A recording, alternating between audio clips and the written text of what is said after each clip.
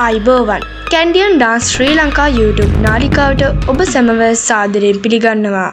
ශ්‍රී ලංකාවේ අභිමානය වන උඩරට නැටුම් කලාව එහි ඉතිහාසය සම්ප්‍රදායම් වෙස්නාර්ථනය බෙරවාදනය සහ අපේ සංස්කෘතික උරුමය පිළිබඳව වටිනා තොරතුරු වෙතට රැගෙන එන නාලිකාව තමයි කැන්ඩියන් ඩාන්ස් ශ්‍රී ලංකා.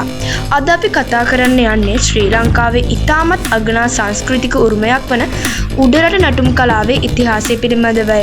මෙම කලාව කොහොමද ආරම්භ වුණේ? කාලයත් සමග එය කොහොමද දියුණු වුණේ?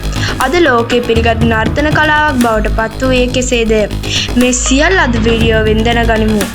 උඩරට නැටුම් කලාව යනු කුමක්ද? උඩරට නැටුම් කලාව යනු ශ්‍රී ලංකාවේ ප්‍රධාන සම්ප්‍රදායික නර්තන ශෛලී තුනෙන් එකකි. අනෙක් නර්තන සම්ප්‍රදායන් වන්නේ පහතරට සහ සබරගමු නර්තනයයි. මෙම නර්තනය විශේෂයෙන් මහනුවර සහ මධ්‍යම පළාත ආශ්‍රිතව වර්ධනය වූ අතර ශක්තිමත් පාද චලන, අලංකාර අත් ඉරියව්, බෙර රිද්ම සහ ආගමික සම්ප්‍රදායන් සමග ගැඹුරු සම්බන්ධතාවයක් දක්වයි. ආරම්භය. උඩරට නැටුම් නර්තනයේ ආරම්භය පිළිබඳ වඩාත් ප්‍රසිද්ධ ජනප්‍රවාදයේ කොහොඹා කංකාල් සමග බැඳී පවතී. ජනප්‍රවාදයට අනුව රජෙකුට වැළඳුණු රෝගයක් සුව කිරීම සඳහා දෙවියන්ගේ ආශිර්වාදයෙන් විශේෂ ශාන්ති කර්මයක් සිදු කළ අතර එහි නර්තනය, බෙරවාදනය සහ ගායන එක් විය. එම චාරිත්‍රයේ පසුව උඩරට නැටුම් සම්ප්‍රදායේ පදනම බවට පත් වූ බව විශ්වාස කෙරේ. මහනුවර රාජධානිය.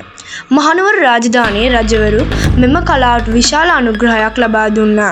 රාජකීය උත්සව, දළදා පෙරහැර, ආගමික උත්සව සහ රාජ සහ සභා අවස්ථාවල උඩරට නර්තනය අත්‍යවශ්‍ය අංගයක් විය. නර්තන ශිල්පීන්ට විශේෂ ගෞරවයක් හිමි වූ අතර ඔවුන්ගේ දැනුම පරම්පරාවෙන් පරම්පරාවට පවත්වාගෙන ගියා. ඇඳුම් හා වෙස් ආභරණ.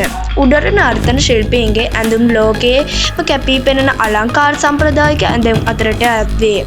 රිදී ආභරණ, පපුවේ ආභරණ, අත්පළඳනා පාදවලලු, ඉනපටිය සහ හිස්වැස්ම නර්තන ශිල්පියාගේ ගෞරවය නිරූපණය කරයි. මෙම ඇඳුම් නිර්මාණය කර ඇත්තේ රංගනයේ සුන්දරත්වය සහ සංස්කෘතික අනන්‍යතාවය එක්වර පෙන්වීමටය. බෙරවාදනය. උඩරට නර්තනයේ හදවත ලෙස සැලකෙන්නේ ගැට බෙරයයි. බෙරයේ රිද්මයට අනුව නර්තන ශිල්පියාගේ සෑම පියවරක්ම වෙනස් වේ. බෙරවාදනය සහ නර්තනය එකිනෙකට වෙන් කළ නොහැකි කලාවන් දෙකකි. වෙස් නර්තනය.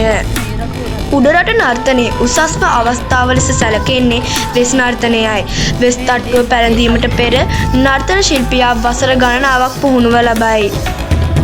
එය නර්තන ශිල්පියෙකුගේ දක්ෂතාවයේ ඉහළම සම්මානයක් ලෙස සලකනු ලබයි. ඇසළ පෙරහැර.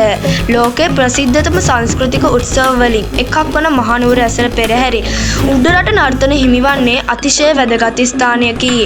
දහස් ගණනක් නර්තන ශිල්පීන් සහ බෙරවාදකයන් මෙම පෙරහැරට එක්වන අතර එය ශ්‍රී ලංකාවේ සංස්කෘතික ලොවට පෙන්වන විශිෂ්ට අවස්ථාවකි. අද උඩරට නර්තනය අද වන විට උඩරට නර්තනය ශ්‍රී ලංකාවේ පාසල්, විශ්වවිද්‍යාල සහ නර්තන ආයතනවල තුල උගන්වයි.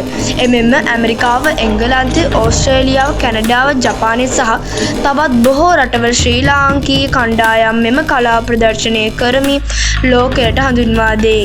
උඩරට නර්තන ආරක්ෂා කළ යුත්තේ ඇයි? මෙය නර්තනයක් පමණක් නොව මෙය ශ්‍රී ලංකාවේ ඉතිහාසය, සංස්කෘතික, ආගමික සම්ප්‍රදාය සහ ජාතික අනන්‍යතාවය නියෝජනය කරන ජීවමාන උරුමයකි. අපගේ අනාගත පරපුරට මෙම කලාව අපේ ආරක්ෂා කර දීම අපගේ සැම වගකීමකි. උඩරට නැටුම් කලාව පිළිබඳ මෙම වීඩියෝව ඔබ තුළට ප්‍රයෝජනවත් වුණා කියලා අපි බලාපොරොත්තු වෙනවා.